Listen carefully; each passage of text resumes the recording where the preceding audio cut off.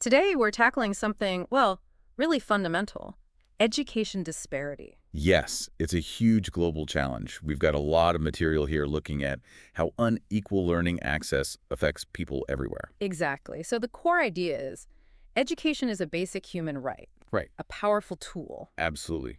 But it's just not distributed evenly. Not even close. And our mission today for this deep dive is to really pull out the key stuff from these sources, understand what it looks like, why it's happening, and, what can actually be done. Right. We want to get to the heart of it. And for our listeners, people who want to grasp these big global issues quickly and properly, well, this is a big one. It really is. The sources show these gaps appearing based on, well, all sorts of things. Where you live, city versus country. Uh-huh. Your family's income? Yeah, rich or poor. Yeah. Gender, ethnicity, disability. It's a whole range of factors. A really wide spectrum of inequality. Okay, so let's start unpacking. When we say education disparity, what does that actually mean in practice, on the ground? Well, fundamentally, it means people just don't get the same shot at education. But it's more complex than just asking, is there a school nearby? Okay. It covers the quality of that education, too. Are the resources there? Yeah. Books, computers, decent facilities. Right. And the actual results people get from it. Exactly, the outcomes. Yeah. Different groups end up with very different levels of achievement because of these initial inequalities. So it's the whole package, not just getting through the door. Can you give us some, concrete examples from the material, things that really show these gaps? Sure. The sources point out, for instance, in many rural areas, kids might just not have a school anywhere near them. So distance is the first hurdle. A massive one. Think about spending hours just traveling. That's learning time lost right there. Yeah, huge obstacle. What else? Then there's gender. Really stark differences. In some places, particularly parts of Africa and South Asia are mentioned, girls are actively discouraged, sometimes even forbidden from going to school. Just because they're girls? Yeah. Deep-seated cultural views, societal norms about women's roles. It's a major barrier. Wow. That's fundamental. And money. Economic status. Low-income families often can't cover the basics. Maybe there's tuition, uniforms, books. Or even just, transport to get there. Exactly. Or now, digital devices. Internet access. If you can't afford those, you're immediately behind. It sets up that cycle, doesn't it? Hard to escape poverty without the education, but poverty blocks the education. Precisely. And one more the material highlights is disability. Yeah. Often there just aren't the right facilities. Or teachers aren't trained to support kids with different needs. So even if they get to school, they can't fully participate or learn effectively? Right. Their progress is really hampered. Okay, those examples make it very clear. It's not abstract at all. So what's driving these inequalities? What are the root causes? Well, there are several big ones, and they Yeah. often overlap. Poverty, as we just touched on, is massive. Right. If a family's struggling just to eat, sending a child to work might seem more urgent than sending them to school, even if they know education is important long term. Immediate survival versus future investment. Yeah. And even if the child is in school, lack of money means maybe no books, maybe they're hungry and can't concentrate, maybe they can't afford the bus fare consistently. All barriers. A really tough reality. Then there's location and infrastructure. We mentioned rural areas. Often it's not just the lack of schools, but also a shortage of qualified teachers willing to go there. Or the buildings themselves are inadequate, overcrowded, maybe no electricity, no clean water. Forget internet. So the learning environment itself is a huge challenge. Absolutely. Just physically getting there and being in a space conducive to learning can be incredibly difficult. That sounds almost insurmountable in some cases. It can feel that way. How? Then gender inequality again as a cause. Beyond just being discouraged. Yes.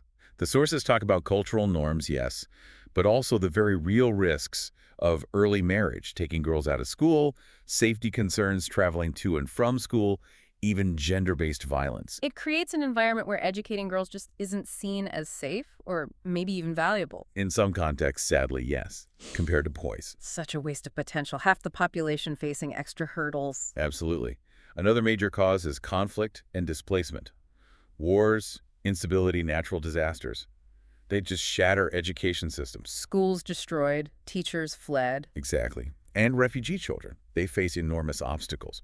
Trying to learn in temporary camps, often with very few resources, maybe in a language they don't understand, having experienced trauma. The disruption must be devastating long term. No doubt. Then there's discrimination. Minority groups, indigenous peoples, children with disabilities. They can face direct exclusion or find the school environment unwelcoming. Oh, so. Well, sometimes the curriculum doesn't reflect their culture or language at all. It makes them feel like outsiders. So the system itself can push them away, even unintentionally? It can, yes. Oh, It yeah. becomes a kind of systemic disadvantage. Okay. One more. The digital divide. This has become huge, especially, after the pandemic highlighted it. Right. Everyone suddenly needed online access. And the gap between those who had internet, laptops, smartphones, and those who didn't, it became a massive educational gulf overnight. So those already behind fell even further behind. Precisely. It's not just lacking the device, it's lacking access to all the resources and online learning methods, plus the skills to use them. Okay, so we've mapped out the causes. Poverty, location, gender, conflict, discrimination, the digital divide. What are the consequences of all this? It must ripple outwards, right, beyond just the individual student. Oh, absolutely. The impacts are huge, affecting whole communities, whole nations. One of the biggest is trapping people in poverty. The cycle we mentioned. Exactly. Without good education, job prospects are limited. It makes it incredibly hard to improve your situation, and that gets passed down through generations. So it entrenches poverty across generations. Yes. And the sources suggest countries with these big education gaps tend to have lower economic growth overall. It holds everyone back. It's a drag on the whole economy. A massive drag. And think about the wasted potential. Talent is everywhere, right? But opportunity isn't. Yeah.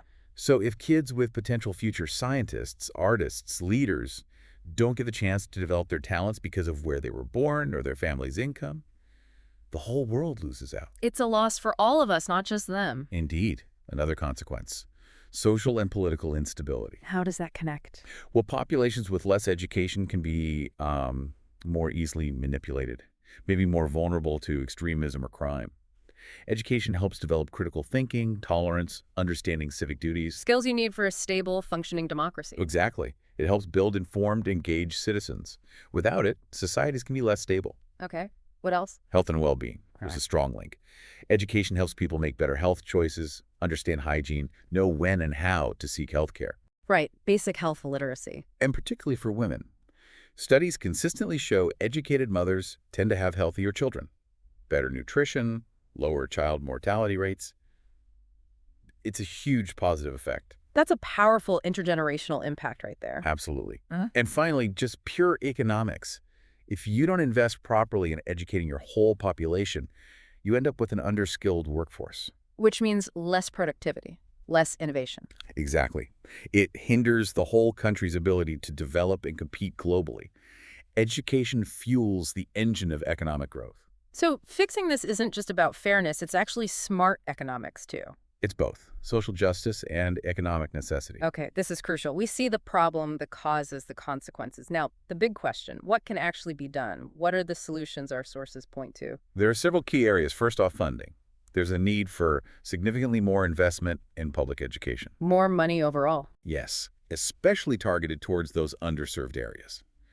Money for better school buildings, for teacher training, for materials, for scholarships, or aid to help poor families, investing in the foundations. Right. Leveling the playing field with resources. Exactly. Second, teachers. They're critical.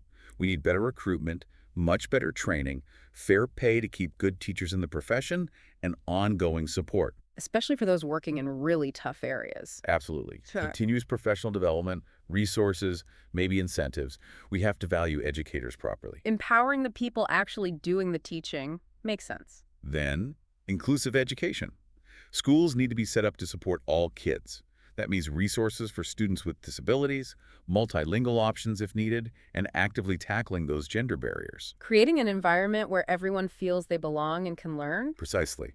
Making sure the school fits the child, not the other way around. What about technology? The digital divide. Technology can help bridge gaps, potentially. Providing access to resources in remote areas, for example. But it has to be done thoughtfully. Not just throwing laptops at the problem. Exactly. Need affordable access to devices, yes, but also reliable internet. And crucially, training for both students and teachers on how to use these tools effectively. Otherwise, it just creates another divide. Using tech smartly to expand access. Got it. Community involvement is also highlighted as really important. Getting parents and local leaders on board. Yes, Encouraging education's value, pushing for better schools, helping shift negative cultural attitudes, maybe about girls' education or including marginalized kids, it needs support from the ground up. So it's not just top-down policy, but community buy-in, too. A combination is usually most effective, and supporting education in emergencies is vital. For refugees, displaced kids. Yes, keeping learning going somehow. Temporary schools, mobile learning, digital solutions. It provides stability, hope, and prevents a lost generation. Education can be a lifeline then. A sense of normalcy in chaos. Exactly. And finally, policy and legal frameworks. Laws that actually guarantee the right to education for everyone. Like making primary and secondary school free and compulsory. Yes, and enforcing laws against things like child labor that keep kids out of school. Setting the legal foundation that education is a non-negotiable right. Okay, so a multi-pronged approach. Funding, teachers, inclusion, tech, community, crisis support, laws. It's encouraging, though, that progress is possible. The sources mention some success stories. They do, yes. It shows these things can work. Bangladesh, for example, has made huge strides in getting girls into primary school. How did they manage that? Things like free school meals and significantly cash stipends paid directly to families for sending their girls to school. Targeted incentives. Real practical measures overcoming specific barriers. That's great. Then there's Rwanda. They've achieved almost universal primary enrollment. That came from strong government commitment and policy focus. Showing what political will can achieve. Definitely. India's Right to Education Act is another big example, alongside things like their midday meal schemes to encourage attendance and provide nutrition. Systemic changes on a massive scale. Making it a national priority with concrete programs. Right. And we shouldn't forget the role of international monitoring, like UNESCO's Global Education Monitoring Report. How does that help? It tracks progress globally, highlights where countries are lagging, provides data. Basically, it keeps the pressure on and informs where efforts need to be focused, accountability and information. Keeping that global picture in view. Okay, so let's go ahead and wrap this up.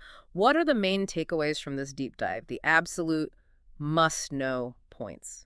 Well, I think the core thing is education disparity is incredibly complex. It's woven together with poverty, location, gender, conflict. So many things.